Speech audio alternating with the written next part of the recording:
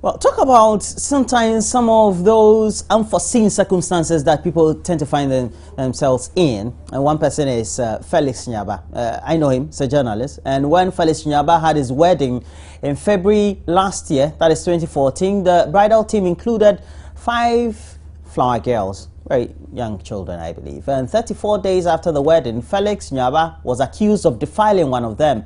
Felix subsequently was sentenced to 3 years in prison for indecent assault and spent almost 4 months in the Nsawam medium security prison.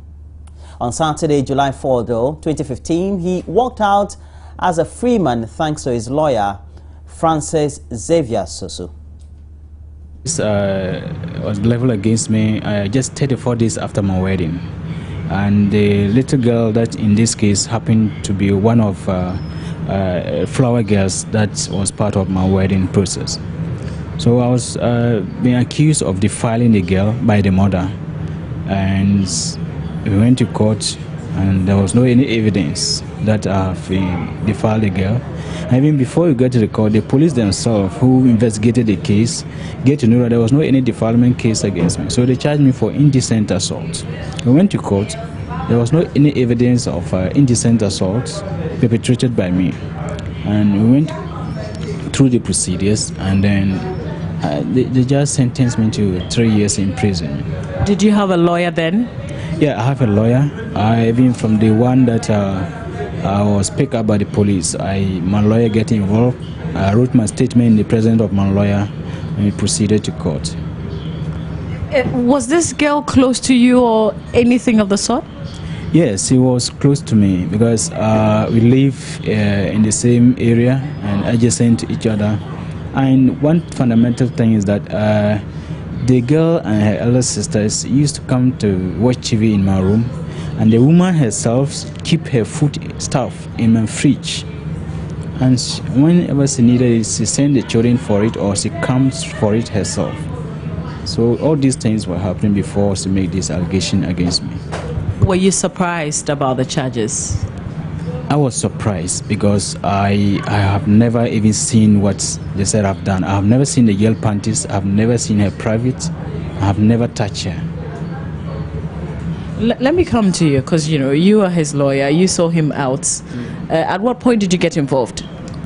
Right from the word go, I was involved. When I heard about the allegation, I rushed to the police station. In fact, I got to know when he was arrested. So at the police station, I asked about what happened, and he narrated the story to me. And I said, that can't be. And from what he was saying and what the police were saying, there was a big disconnect. So I didn't understand how police could be alleging that somebody has been defiled under the circumstances that they were claiming. So it was a forth and back where it was a legal argument for most of the time, where I had to travel to all the superiors before eventually they themselves realized that the evidence they have could not support a charge of defilement. So eventually they changed the charge to indecent assault, and the trial lasted for almost a year.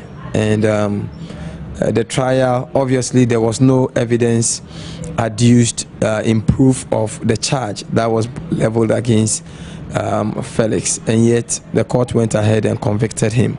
Honestly, I was surprised at the conviction, and it wasn't only me, but all those who followed the proceedings were equally very surprised at the turn of event that he was convicted and sentenced to 36 months imprisonment. So obviously, based on instructions given by Felix, we went on appeal, and when we appealed against the decision, after 4 months, the judge ruled, and it came out clearly that the evidence that was adduced at the trial did not support the kind of judgment that was meted out to him and the sentence that was handed over to him. So the court simply acquitted and discharged him, and we are so grateful that eventually he has been able to taste justice.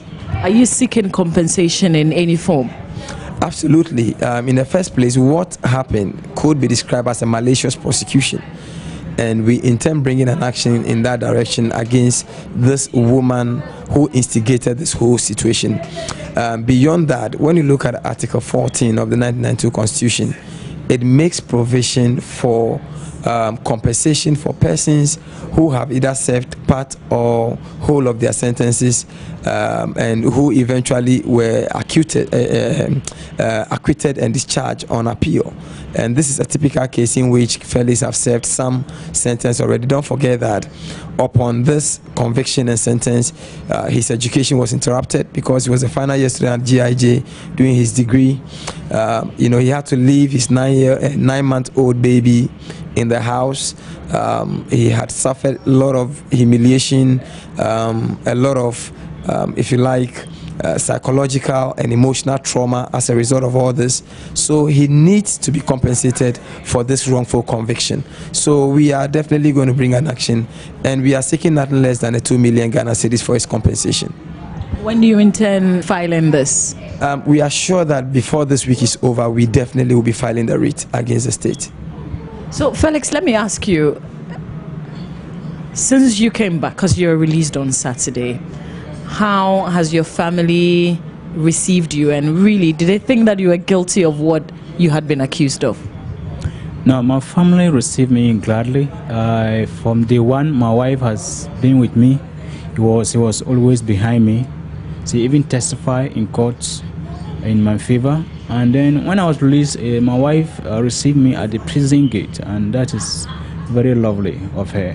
What happens to your education? I understand you were about writing your exams. This judgment has truncated my education. I was a final year student of Ghana Institute of Journalism, and I was left with 1 month to complete my degree courses. And this judgment has truncated the whole process. It's very bad.